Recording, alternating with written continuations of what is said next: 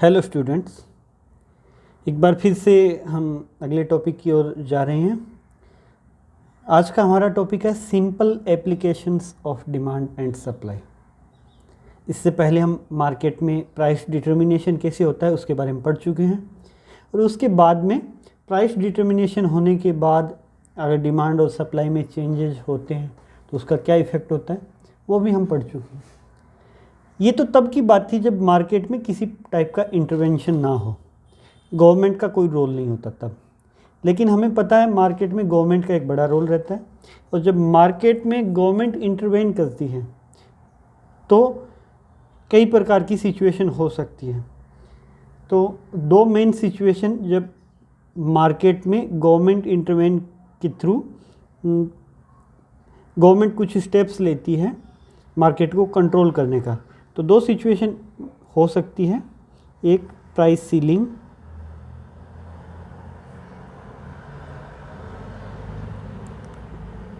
एक तो government price ceiling कर सकती है और दूसरा गवर्नमेंट प्राइस फ्लोर लगा सकती है।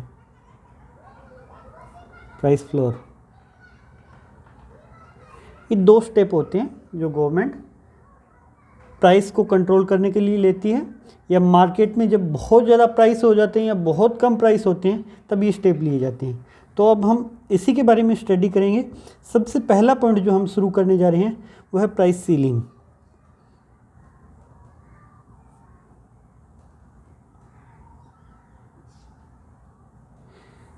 प्राइस सीलिंग, इस स्टेप के थ्रू गवर्नमेंट एक मैक्सिमम प्राइस डिसाइड कर देती है। इस प्राइस से ज़्यादा रेट मार्केट में कोई भी ज़्यादा प्राइस नहीं ले सकता। तो ये कंज्यूमर को बेनिफिट देने के लिए किया जाता है।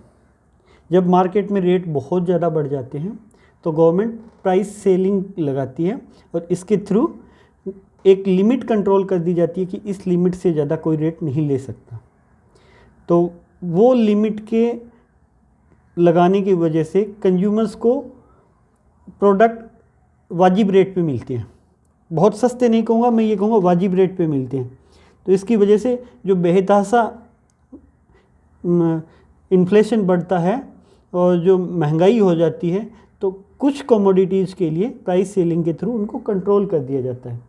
इसकी ज़रूरत इसलिए पड़ती है, अगर हम इसकी नीड की बात करें तो जब मार्केट में कुछ कमोडिटीज़ के रेट बहुत ज़्यादा बढ़ जाएं और वो कमोडिटीज़ इतनी नेसेसिटी के आइटम हो कि जिसके बिना काम चलाना संभव नहीं है और वो आम आदमी के लिए ख़रीदना मुश्किल है, तो इसके लिए गवर्नमेंट प्राइस सीलिंग करती है। होता क्या है, इसको हम एक डायग्राम के थ्रू समझ लेते हैं कि कैसे किया जाता है। मार्केट में ये देखिए, यहाँ पे एक्स एक्सिस, ये वाई एक्सिस। आपको पता है डिमांड और सप्लाई के थ्रू रेट डिसाइड होता है। तो यहाँ पे होगी हमारी प्राइस और यहाँ पे होगी हमारी quantity, demanded and quantity supply. तो ये हमारा डिमांड कर्व है और ये हमारा सप्लाई कर्व है। अब मार्केट में ये रेट डिसाइड हो गया, इक्विलिब्रियम पॉइंट, जहाँ पे ये रेट है और ये क्वांटिटी है। मान लीजिए कि ये रेट बहुत ज़्यादा है। कुछ नेसेसिटी के आइटम्स जैसे किसान आम परिवारों में जो रेगुलर चाहिए होता है, केरोसिन है, वीट है, शुगर है, ऐसे प्रोडक्ट जो रेगुलर यूज में आते हैं, नमक है, तो ऐसे प्रोडक्ट का रेट एक लिमिट से ज़्यादा होना अच्छी बात नहीं है। तो इसका रेट, ये मार्केट में ये रेट बहुत ज़्यादा डिसाइड हो रहा है जो कि आम आदमी के लिए उसको ख़रीदना मुश्किल है। तो गवर्नमेंट एक लिमिट डिसाइड कर देती है, एक मैक्सिमम लिमिट, कि इस रेट से ज़्यादा आप नहीं ले सकते। मार्केट में ये डिसाइड हो जाता है कि मैक्सिमम रेट ये रहेगा, इसको बोलते हैं प्राइस सीलिंग। तो ये रेट से बियॉन्ड नहीं जा सकता। अब अगर इक्विलिब्रियम पॉइंट यहाँ हो रहा है तो इसका मतलब मार्केट में इस रेट पे इक्विलिब्रियम डिसाइड नहीं होगा। मार्केट की फोर्सेज जरूर डिसाइड करी है, लेकिन गवर्नमेंट ने इंटरवेन कर दिया है और कोई भी प्रोड्यूसर इससे ज़्यादा रेट नहीं ले सकता। तो ये है प्राइस सीलिंग। ये एक मैक्सिमम लिमिट होती है। ध्यान रखना, बच्चे कन्फ्यूज जो होते हैं कि ये मैक्सिमम लिमिट है तो नीचे क्यों है, आपको इसे लगता है। जबकि इसका कोई लॉजिक नहीं है। लॉजिक ये है कि गवर्नमेंट की ये मैक्सिमम लिमिट डिसाइड की हुई है। इक्विलिब्रियम पॉइंट ये इससे नीचे भी हो सकता है, इससे नीचे भी हो सकता है और इसके ऊपर भी हो सकता है। नीचे होने का कोई मतलब नहीं है क्योंकि प्राइस सीलिंग से नीचे इक्विलिब्रियम पॉइंट है, तो सारे के सारे वहाँ पर डिमांड और सप्लाई अपने आप से पूरी हो जाएगी। लेकिन इस पॉइंट से ऊपर कहीं इक्विलिब्रियम हो रहा है तो इसकी इंपॉर्टेंस बढ़ जाती है। इसलिए प्राइस सीलिंग जो लाइन है वो इक्विलिब्रियम पॉइंट से नीचे डायग्राम में शो की जा रही है। कहीं भी गवर्नमेंट पहले डिसाइड करती है कि ये रेट फिक्स होगा, तो ये प्राइस सीलिंग लाइन है, उसके बाद डिमांड और सप्लाई के थ्रू ये इक्विलिब्रियम पॉइंट डिसाइड हो रहा है। लेकिन इस इक्विलिब्रियम पॉइंट पे कोई नहीं बेच सकता क्योंकि गवर्नमेंट ने शो किया है। अब ये सिचुएशन, तो यहाँ देखिए जब इक्विलिब्रियम पॉइंट ये कर दिया हमने कि इससे ज़्यादा कोई नहीं खरीद सकता, तो यहाँ पर सप्लाई देखिए, इस प्राइस पे सप्लाई ये है पॉइंट ए पर और डिमांड ये है पॉइंट बी पर, तो ये इतना बीच में गैप रहेगा। लोग चाहते तो हैं परचेज करना इतना ज़्यादा, ये क्वांटिटी मान लीजिए ये 100 यूनिट है, और अगर मार्केट खुद से डिसाइड होता तो यहाँ होता ये 75 यूनिट है। लेकिन गवर्नमेंट ने कह रखा है कि रेट यही रहेगा 5 रुपये, जबकि मार्केट का रेट हो रहा है 10 रुपये। तो ऐसी सिचुएशन में 5 रुपये पर लोग खरीदना तो चाहते हैं 100 यूनिट और उनको मिल रहा है 50 यूनिट ही। और अगर मार्केट फ्री होता तो 10 रुपये पे 75 यूनिट सेल और परचेज की जाती। तो ये बीच में जो है ये गैप आ जाता है, इसको हम बोल सकते हैं शॉर्टेज या एक्सेस डिमांड, आपने पढ़ाई है पिछले चैप्टर में। तो ये एक्सेस डिमांड रहती है। अब ये तो हो गया स्टेप। अब इस स्टेप का इफ़ेक्ट क्या होगा? इस स्टेप का 2 इफ़ेक्ट होते हैं नॉर्मली। सबसे बड़ा इफ़ेक्ट जो होता है वो ब्लैक मार्केटिंग। ब्लैक मार्केटिंग तो आपने खूब सुना होगा। जब गवर्नमेंट द्वारा डिसाइड रेट से ज़्यादा रेट पे बेचा जाता है, तो ऐसी सिचुएशन में कुछ लोग होते हैं जो चाहते हैं कि हम ज़्यादा रेट पर भी ख़रीद लेंगे, उनके पास रिसोर्स है, और ये जो बेचने वाले हैं वो गलत तरीके से, गैर कानूनी तरीके से, इलीगल तरीके से ये जो गवर्नमेंट द्वारा डिसाइड रेट है जो 5 रुपये हैं, इससे ज़्यादा में बेचने में सक्षम हो जाते हैं। और कई बार ये इसका इतना नेगेटिव एडवांटेज लेते हैं कि ये जो मार्केट में फ्री होता तो 10 रुपये रेट होता और ये 20-20 रुपये पे भी बेचते हैं। और इस ब्लैक मार्केटिंग के थ्रू जानबूझ करके कई बार सप्लाई कम दिखाई जाती है, स्टॉक कर लेते हैं बहुत सारे लोग, और वो स्टॉक करके और फिर बेचते हैं। जब ऐसी सिचुएशन आ जाती है तो उसके बाद उनके लिए करना आसान हो जाता है। अगर मार्केट फ्री होता तो यहाँ पर डिमांड और सप्लाई इक्विलिब्रियम हो ही रहता। तो ये इसकी सबसे बड़ी प्रॉब्लम है। और सबसे बढ़िया बात यह है कि इसके थ्रू आम आदमी खरीद सकता है, नहीं तो उसके लिए पॉसिबल नहीं था इतना महंगा लेना। तो ये प्राइस सीलिंग का कंसेप्ट होता है। अब दूसरी चीज़ होती है जो गवर्नमेंट करती है, वो होती है रेशनिंग। रेशनिंग लगा दी जाती है। मान लीजिए कि इस मार्केट में कंज्यूमर थे 20 और उनकी डिमांड हो रही है 100 की, तो पर पर्सन लगभग 5 मान सकते हैं हम। और फ्री होता मार्केट तो यहाँ इक्विलिब्रियम हो जाता। अभी उनको मिल रहा है केवल 50 यूनिट, डिमांड है उनकी 100, सप्लाई केवल 50 यूनिट की। तो 50 यूनिट को हम इक्वली रेशियो में डिवाइड करेंगे और ये 20 लोगों को मिलेगा। 50 मान लीजिए 60 कर लेते हैं, या ये लोग 10 हैं, ये मान लेते हैं एक बार के लिए कि ये लोग 10 लोग हैं और ये 50 यूनिट ही दे सकते हैं। तो पर पर्सन गवर्नमेंट ने डिसाइड कर दिया कि एक आदमी को 5 यूनिट ही मिलेगी। जैसे ये बिस्किट की बात हो रही थी, तो एक आदमी को 5 पैकेट ही मिलेंगे। तो ये गवर्नमेंट कोटा डिसाइड कर देती है कि इससे ज़्यादा नहीं मिल सकता। इसको बोलते हैं हम रेशनिंग। ये कोटा डिसाइड कर दिया जाता है। तो इसमें क्या होता है, राशन कूपन दिए जाते हैं, राशन की दुकानों से ख़रीदारी की जाती है। हम सबको पता ही होगा मार्केट में जो सिस्टम है, सरकारी सिस्टम, जहाँ पे बहुत सारे लोग ऑयल डिपो से ऑयल लेकर के आते हैं, कई सारे क्रय विक्रय भंडार पर कई सारी चीज़ें मिलती हैं। तो उस मार्केटिंग के थ्रू ये राशनिंग की जाती है। इनके कार्ड के थ्रू राशन कार्ड मिल रहा होता है सबको, उन्हीं को मिलता है और ये एक फ़िक्स कोटा होता है। अब इसमें एक प्रॉब्लम ये भी होती है कि यहाँ पे लंबी लाइनें लगती है। उसके बाद में कई बार उस डिपो के अंदर इतना सामान नहीं होता तो लोगों को वापस भी लौटना पड़ता है। खैर, हमारा मुद्दा ये था कि प्राइस सीलिंग होती क्या है। तो गवर्नमेंट द्वारा डिसाइडेड एक मैक्सिमम लिमिट जिसके ऊपर नहीं बेचा जा सकता, और इस लिमिट से कंज्यूमर को फ़ायदा होता है। ध्यान रखना, प्राइस सीलिंग से कंज्यूमर को फ़ायदा होगा, और ये इक्विलिब्रियम पॉइंट से नीचे होगा, मैक्सिमम पॉइंट होगा, मैक्सिमम लिमिट होगी। अगर इक्विलिब्रियम पॉइंट यहाँ पर आता है, सपोज कीजिए कि सप्लाई ये ना होकर के ये होती, तो यहाँ कोई दिक्कत ही नहीं थी, राशनिंग लगाने की जरूरत नहीं थी, इक्विलिब्रियम वैसे ही यहाँ होता, या इससे नीचे होता और कहीं, तो नया इक्विलिब्रियम पॉइंट यहाँ होता। अच्छा, डिमांड और सप्लाई ये तो इस पॉइंट पे सेम पॉइंट पे हो गया, तो कोई ज़रूरत नहीं थी। इससे और नीचे होता तो ये S1 है, और ये S2, इससे और नीचे होता तो यहाँ पॉइंट, यहाँ पर तो लोग सारे खरीद सकते हैं इस रेट में, तो ये 3 रुपये का रेट है, तो राशनिंग की कोई ज़रूरत ही नहीं पड़ रही। तो राशनिंग तब इम्पोर्टेंट हो जाती है जब मार्केट में इक्विलिब्रियम उस राशनिंग की लिमिट से ऊपर हो, तो ये सीलिंग लिमिट तब काम आएगी, ये प्राइस सीलिंग, तो ये ध्यान रखना। ओके, तो ये हमारा टॉपिक हो गया प्राइस सीलिंग। तो ये लिमिट, प्राइस सीलिंग की लिमिट हमेशा इक्विलिब्रियम पॉइंट से नीचे होगी। आप जब डायग्राम बनाओ तो इस हिसाब से बनाना। अगर इस पॉइंट के ऊपर इक्विलिब्रियम हो रहा है तो कोई दिक्कत ही नहीं है, यहाँ पे गवर्नमेंट चाहती है और यहाँ पर ही असल में हो रहा है। और अगर इससे नीचे भी हो रहा है तो भी लोग खरीद सकते हैं इस 3 रुपये पे, ये 200 यूनिट लोग खरीद रहे हैं, डिमांड कर रहे हैं, सप्लाई कर रहे हैं, सब कुछ हो रहा है। प्रॉब्लम तब होती है जब मार्केट में इससे नीचे इक्विलिब्रियम नहीं हो रहा हो, इससे ऊपर हो रहा हो। क्लियर। अब दूसरा टॉपिक हमारा जो आता है वो प्राइस फ्लोर। अब हमारा दूसरा इंटरवेंशन गवर्नमेंट का ये है प्राइस फ्लोर। इस इंटरवेंशन के थ्रू गवर्नमेंट रेट डिसाइड करती है।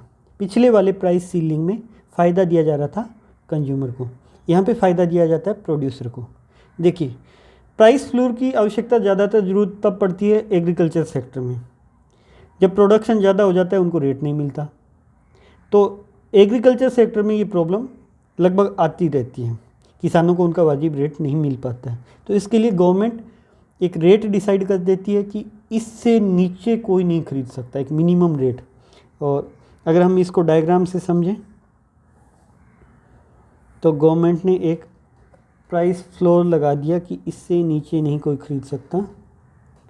और मार्केट में असल में ये है आपकी सप्लाई बढ़ी हुई है और ये है असल में डिमांड। इक्विलिब्रियम हो यहाँ रहा है तो ये क्वांटिटी डिसाइड होनी थी मार्केट के थ्रू और ये प्राइस डिसाइड होना था। लेकिन सरकार ने कहा है कि इससे नीचे कोई नहीं खरीद सकता, इससे ऊपर तो कोई भी खरीद सकता है। तो ये तब किया जाता है ये प्रोड्यूसर को फ़ायदा देने के लिए। और इसके लिए कई अलग अलग नाम बोले जाते हैं। जैसे इंडिया में एक पॉपुलर नाम है MSP, minimum support price. Agriculture sector में लगभग फसलों पे ये दिया जाता है, एक आध फसल को छोड़ करके अगर गवर्नमेंट द्वारा जो रेट डिसाइड किया जाता है, नाम पॉपुलर कॉमन नेम जो लिखा जाता है। हालांकि इस पे बड़ा डिस्प्यूट है, अभी आपको पता ही है, एक बड़ा आंदोलन भी चल रहा है, उनकी कुछ अलग शर्तें भी हैं और जिसमें एक बड़ा मुद्दा ये MSP भी है। केवल हमें पता है 6% किसानों को ही MSP मिल पाता है। लेकिन क्यों है, क्या है, कैसे है, वहाँ पर हम नहीं पहुँचना चाहते। हम केवल इकोनॉमिक वे से बात करेंगे, वो फिर एक अलग कंटेंट हो जाएगा। तो यहाँ पर हम बात कर रहे हैं कि ये प्राइस फ्लोर लगाया क्यों जाता है। मार्केट में कई बार सप्लाई बहुत ज़्यादा बढ़ जाती है, हद से ज़्यादा, और एग्रीकल्चर सेक्टर में ऐसा होना आम बात है। तो ऐसी सिचुएशन में डिमांड कम रहती है और रेट बहुत कम डिसाइड होता है। ये जो मैं दिखा रहा हूँ आपको डायग्राम में ऐसे लग रहा होगा बहुत कम। जैसे आलू का रेट 1 रुपये आ जाए तो किसान क्या करेगा, 1 रुपये में उसको कोई बेनिफिट नहीं है। और कई बार तो ये होता है कि आलू का रेट 1 रुपये और मार्केट तक पहुंचाने की कॉस्ट 1.5 रुपये पड़ रही है उसकी। तो ऐसी सिचुएशन में आलू खेत में ख़त्म करना पड़ रहा है। और कई बार तो ये होता है कि सड़कों पे फेंकना पड़ता है। जैसे पिछले दिनों गोभी की बात चल रही थी कि गोभी 10 रुपये और लोगों ने खेत में जोत दी, उनको रेट ही नहीं मिल रहा। बहुत भयंकर सिचुएशन होती है। सप्लाई एकदम से बहुत ज़्यादा बढ़ जाती है, डिमांड काफ़ी कम रहती है। तो ऐसी सिचुएशन में गवर्नमेंट एक रेट लगाती है कि मिनिमम ये रेट मिलेगा, प्राइस फ्लोर। जैसे आजकल गेहूं का लगभग मिल रहा है 1900 रुपये के आसपास, 1875 रुपये हैं शायद। लगभग 2000 के आसपास ये मान लेते हैं कि इस 2000 से नीचे कोई नहीं खरीद सकता। अगर डिमांड बढ़ कर के ये हो जाए तो यही गवर्नमेंट का रेट है, यही प्राइवेट रेट है, कोई दिक्कत ही नहीं। इससे ऊपर हो जाए तो कोई दिक्कत नहीं है, यहाँ इक्विलिब्रियम हो रहा है, क्वांटिटी भी खूब बिकेगी और रेट भी खूब डिसाइड होगा।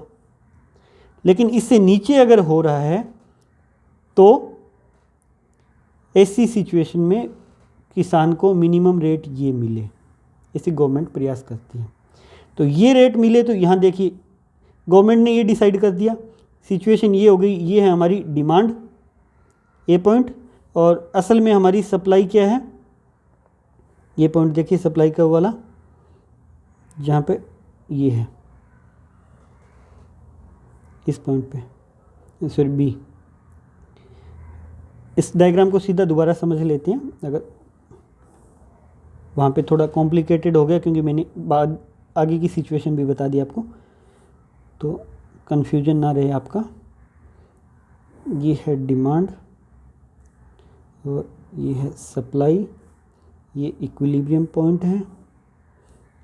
अगर मार्केट फ्री होता तो ये प्राइस और क्वांटिटी डिसाइड की जाती, जबकि गवर्नमेंट ने ये प्राइस फ्लोर लगा रखा है। तो यहाँ पर आपकी डिमांड है और ये सप्लाई है। अब इतना तो बेच दिया जाएगा, डिमांड ये है, लेकिन सप्लाई ये है, इतना लोगों के पास बचा रहेगा ये वाला पार्ट। अब इस पार्ट को कैसे बेचा जाए, तो इसके लिए गवर्नमेंट खुद की खरीद कर सकती है। अभी जो सबसे बड़ा मुद्दा चल रहा है कि वो 6% ही क्यों खरीदा जाता है, तो मार्केट की डिमांड तो इतनी है, उस एमएसपी पे प्राइवेट सेक्टर खरीदना चाहिए उसको। लीगल प्रोविज़न भी ये है कि प्राइस फ्लोर लगा हुआ है, तो यहाँ पे थोड़ी सी टेक्निकलिटी की प्रॉब्लम आती है। अब हम इसको कह सकते हैं कि वो प्राइस फ्लोर नहीं है, वो मार्केट को खुला छोड़ा हुआ है, एमएसपी एक अलग वर्ड है, प्राइस फ्लोर एक अलग वर्ड है, लेकिन लगभग सेम बात वही है। प्राइस फ्लोर के लिए एक वहाँ पे मिनिमम सपोर्ट प्राइस वर्ड नाम दे दिया गया है, वो एग्रीकल्चर सेक्टर में कॉमनली नाम लिया जाता है। तो सभी फसलों पे नहीं मिलता, ये भी ध्यान रखिए, कुछ कुछ फसलों पे मिलता है, और जहाँ पर मिलता है वहाँ पर फिर ये ऐसे डिसाइड होता है। तो ऐसी सिचुएशन में ये जो गैप रह गया, इतना तो बेच दिया जाएगा, मार्केट की डिमांड ये है और मार्केट की सप्लाई ये है, ये कहाँ जाएगा, तो इसको खरीदती है सरकार, और असल में सरकार को ये पूरा ही खरीदना पड़ता है। अब कितना खरीदती है वो अलग अलग सिचुएशन पे डिपेंड करता है, हर साल की कंडीशन पे, कितना उसको स्टॉक रखना है, क्या करना है। तो इसका इफ़ेक्ट क्या होता है, इम्प्लीकेशन क्या होता है, तो सारे के सारे किसान इस रेट पे बेचने में सक्षम नहीं होते। तो कुछ लोग क्या करते हैं, इससे नीचे रेट पे भी बेच देते हैं। जैसे वहाँ पे ब्लैक मार्केटिंग हो रही थी कि मैक्सिमम रेट डिसाइड किया हुआ है, उससे ज़्यादा में कोई नहीं बेच सकता, फिर भी लोग खरीद रहे हैं क्योंकि उनकी परचेजिंग पावर पैरिटी ज़्यादा है, प्राइस सीलिंग में जो हो रहा था। ऐसा यहाँ होता है, फिर लोग इससे कम रेट में भी खरीद लेते हैं। एक तो ये नुकसान है। दूसरा, फिर उसके बाद आता है वर्ड बफर स्टॉक।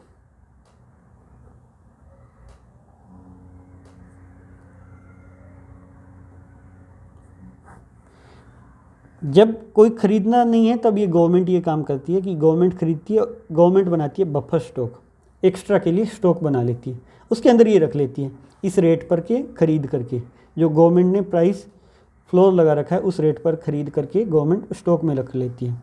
और हर साल आपको पता है गेहूँ और चावल खरीदा जाता है मैक्सिमम क्वांटिटी में, इसलिए गेहूँ और चावल के किसान हमेशा बेनिफिट में रहते हैं क्योंकि उनका मैक्सिमम प्रोडक्ट खरीद लिया जाता है। बाकी किसान फिर थोड़ी मारामारी में रहते हैं, उनका प्रोडक्ट अब मार्केट को फ्री छोड़ दिया जाए और हमारी गवर्नमेंट की पॉलिसी जो भी हो उसको मार्केट में इम्प्लीमेंट कैसे करना है वो भी तो एक बड़ा टर्म है। और अगर उसका ढंग से इम्प्लीमेंटेशन ना हो, प्राइस फ्लोर लगा के रख दिया तो क्या हो गया, कितने लोग असल में उस रेट पे बेच पाते हैं, वो बात हो जाती है। तो यहाँ पे आ गया बफर स्टॉक।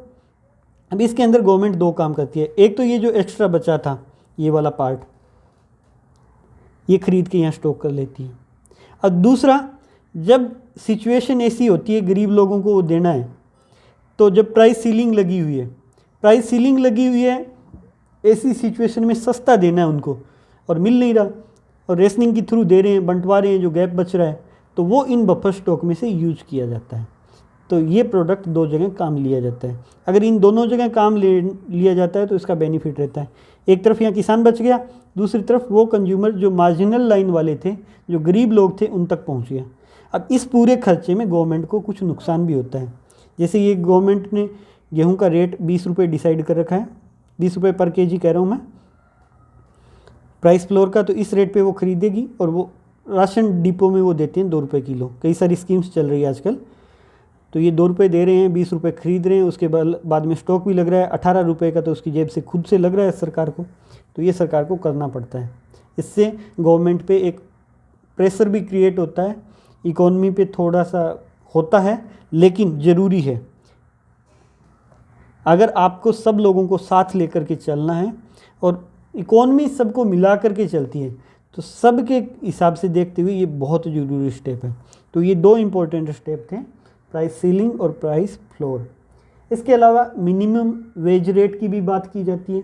इसका भी लेजिस्लेशन लगाया जाता है कि लोगों को कम से कम मजदूरी दी जाए। इतनी कम से कम का मतलब ये नहीं है कि बहुत कम दी जाए, कम से कम इतनी तो दी जाए।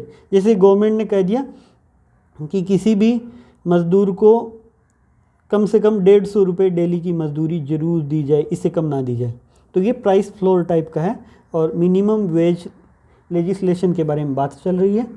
और तो आपको पता ही है क्या कुछ सिचुएशन चल रही है। और ये MSP वर्ड जो है वो आजकल बहुत पॉपुलर है, इसकी बार बार चर्चा हो रही है, मिनिमम सपोर्ट प्राइस। तो यहाँ हमने देखा कि MSP डिसाइड कैसे किया जाता है, एक इकोनॉमिक वे में, सीधा सिंपल इसका मॉडल क्या है, इंडिया में डिसाइड कैसे होता है। इसके लिए एक कमीशन बैठता है CACP, और CACP की रिपोर्ट पे फिर गवर्नमेंट उसके हिसाब से डिसाइड करती है। फिर बार बार स्वामीनाथन कमीशन और कई सारी बातें आती हैं, वहाँ तक अभी आपको नहीं जाना है। जब आप डिटेल में स्टडी करेंगे बाद में हायर लेवल पे, तब वो बातें सब आपके समझ में आएगी। यहाँ पर आपके लिए ज़रूरी था प्राइस सीलिंग कैसे होता है, प्राइस फ्लोर कैसे होता है। तो आज के लेसन में इतना ही। आप सबका बहुत बहुत धन्यवाद। और बाकी बातें, ये आपकी माइक्रो इकोनॉमिक्स का लास्ट पॉइंट था, वो यहाँ पे ख़त्म होता है। किसी को कोई कुछ डाउट्स हो तो आप मुझसे डायरेक्टली पूछ लेना। धन्यवाद।